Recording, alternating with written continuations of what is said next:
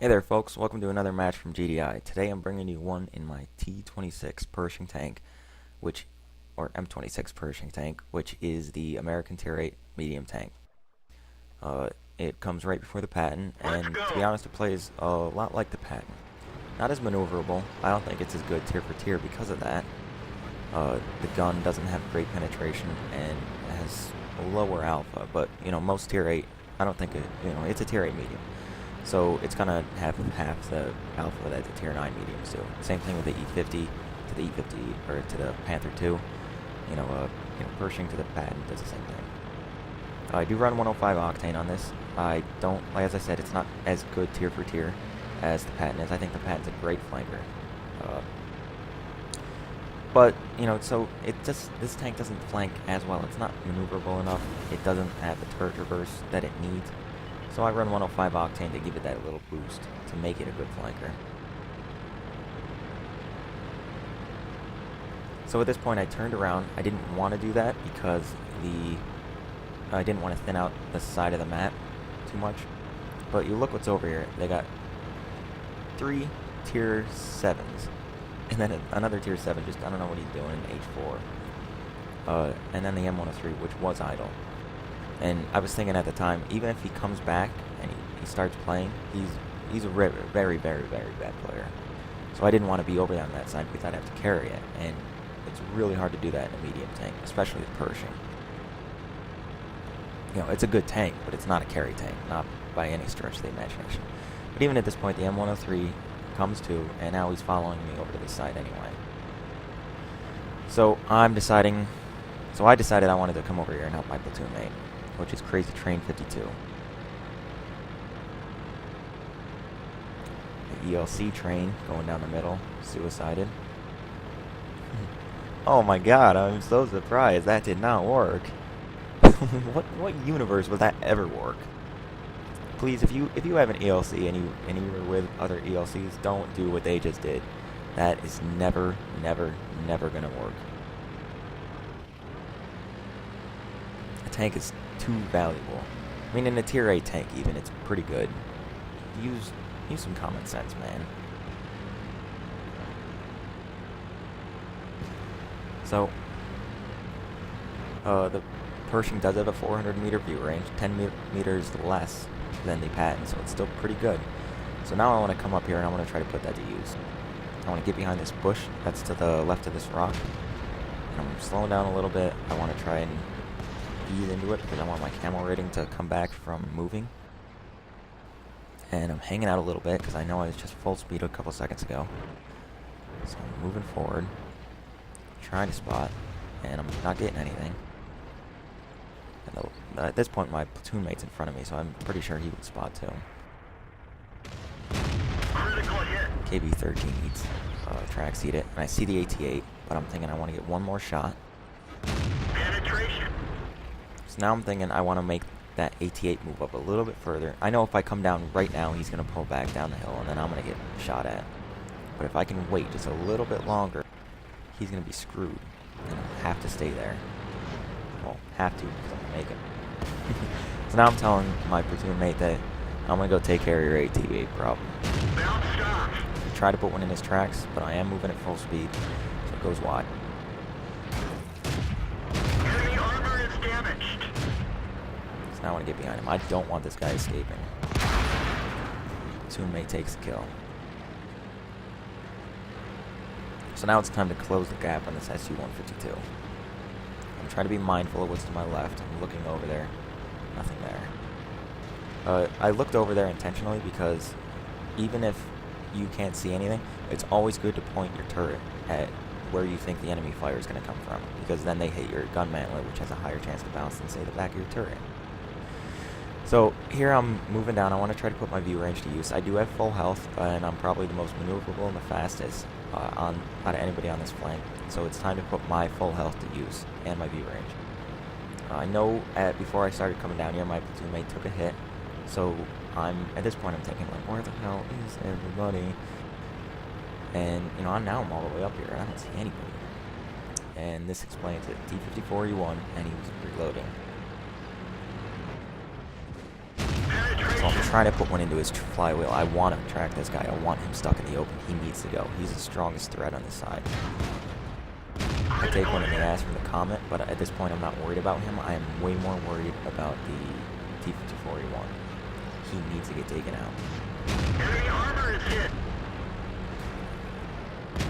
One more shot. Oh, he gets my teammate. I have avenged you. Comet's still trying to shoot me. But no, that was the IS. So at this point, I'm prioritizing the Comet because the IS has less than half health and the Comet's more forward. So I'm thinking the Comet's a bigger threat. Although the IS does have a better gun. But I'm thinking that the IS won't be doing anything stupid anytime soon because of his low health. Oh, but look at that. I was so wrong. So I'm trying to put one on him. I missed. The T-29 takes the kill. So now I'm going to push forward. I want to get that Comet. Where is he? I do a double take there because I didn't expect him to do something stupid like that at all. But he does. I do a quick angling on my armor, and he bounces. I want him out. He needs to go. I don't want him escaping. Angle again, but I'm not fortunate to bounce. So I hit him, I track him, thankfully, because nobody's up here with me. T-29's way behind me, and the M26.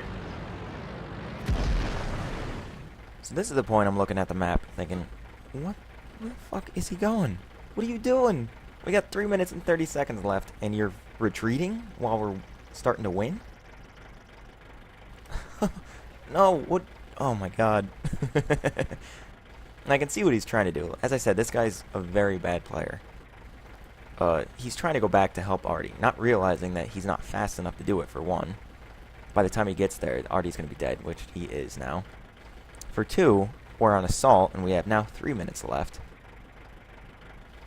And, you know, so even if he could miraculously get back in time, the Artie did his thing. He took the hits he needed to take. He needs to die now. Like, you can't save him in order to win. In order to win, we have to let him die. You can't pull back. Now our M103s, I don't know. I still don't know what he's doing. And I'm waiting for this T-29 to get up here because, you know, I'm a tier 8 medium tank. Why am I the one assaulting when we have a tier 9 heavy? Why am I the one that's taking all the hits? At this point, it's 2 minutes and 30 seconds. I don't think we're going to win by cap. So we need to move up and take out these last remaining tanks in order to win. Tiger spots him, but he dies in the process.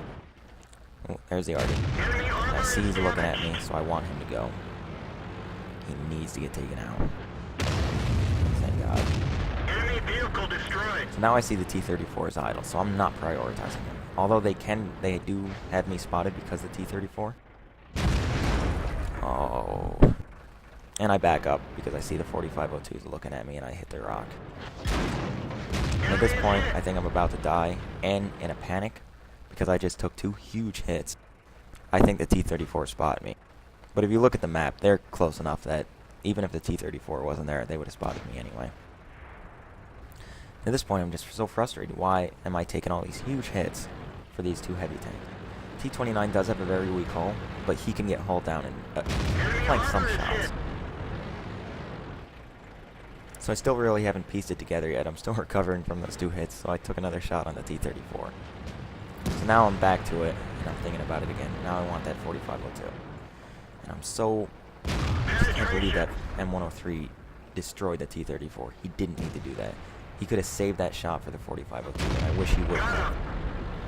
Not so I can get the kill. I wasn't even going to shoot at him either. You see, I was shooting at, or aiming at the 4502.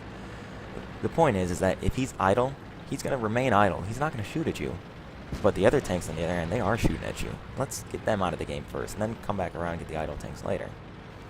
So here's where I'm hesitating, thinking like, oh, should we cap or should we win? And I decided too late, and it wouldn't have worked. Everyone get out. So there I was thinking like, oh man, we lost. But look at this. Oh, old baddie's coming back. T-21 wants to do a full-on assault on an M103. Thank you for that win, buddy. So now for a little post-game analysis. You can see that I got 38.46 for a ×2. on my mastery badge and sniper. Let's see some damage.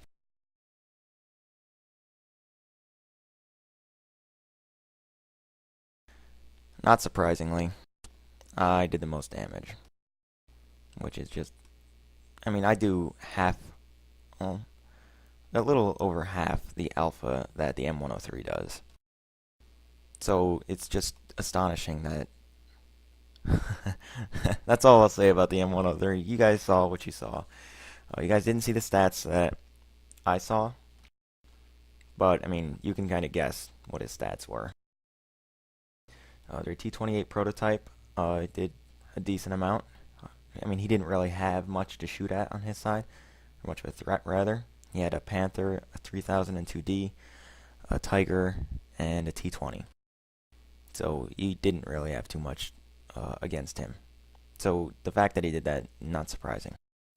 Their T-54E1, he was the biggest threat, and I'm pleased that he only did 2100 damage. Had he done any more, things might have turned out differently for this team.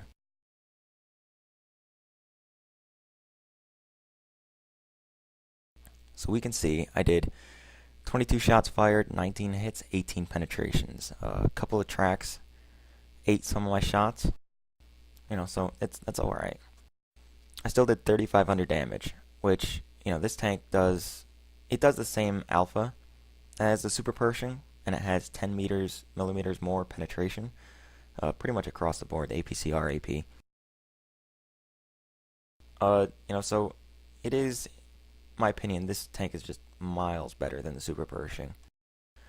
You know, so yeah, so I mean, 537 spotting damage. So I didn't really, wasn't able to showcase really the spotting capabilities of this tank, but it's not really how I like to play it.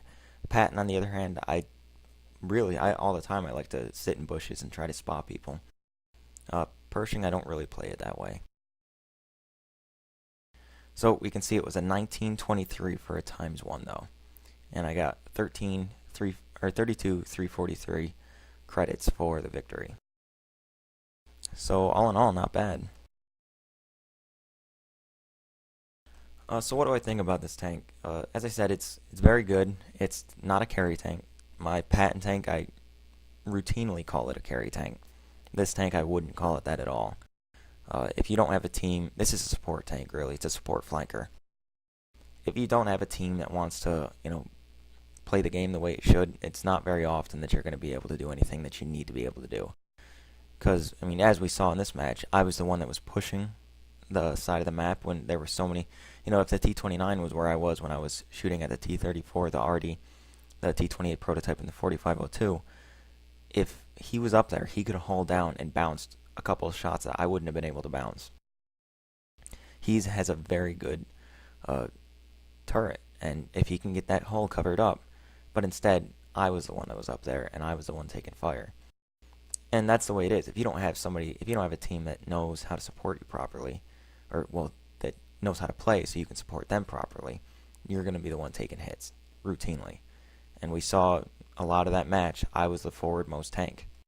And it shouldn't be that way. I mean, there was one occasion where I was trying to scout the north side of the map, where I was trying to be the forward-most tank, because I wanted to scout people for the people behind me to shoot. But for the majority of the match, I didn't want to be the forward-most tank. You don't ever want to be the forward-most tank in a flanker. That's not the point. And I said the same thing in my Patton video. If you haven't seen that, by all means, go watch it. You know, you want to take advantage of people's mistakes. You don't want to be the brawling tank in some of these flankers. The Pershing does it less well than the Patton does. So, I mean, it is a very good tank. I'll stop, you know, saying that. I don't want to give you the impression that I don't like it. I do like it. Obviously, I've kept it. It's a pretty good tank. The thing about the American mediums, I said it before, is that they do everything kind of average across the board, and the Pershing more so than some of the other mediums. The T-20 is a excellent flanker. It's very fast, very nimble, and it's small. The Easy 8 can hit things on the move at long ranges that, you know, some of the other tanks can't. The M4 has a crazy good derp gun, and they did nerf it a little bit, but it's still very good. The Patton has an amazing view range, and it's also very, very maneuverable, and it has a great gun. So the Pershing, I would say, I want to say it's the weak point in the line, but I don't want you to get the impression that it's a bad tank. Because as I said, you know, I want to, I don't want to, I'm kind of saying that over and over again. It's a good tank because I keep saying things about it that seem like it's bad, but it's not. It's not a bad tank. But as I said, it doesn't really have anything that it does well, and that's kind of the thing that the American medium tanks have. So the maneuverability I felt of this tank is too slow. So that's why I put the 105 octane on it. But you do that, and it makes it pretty good. It makes it a good tank.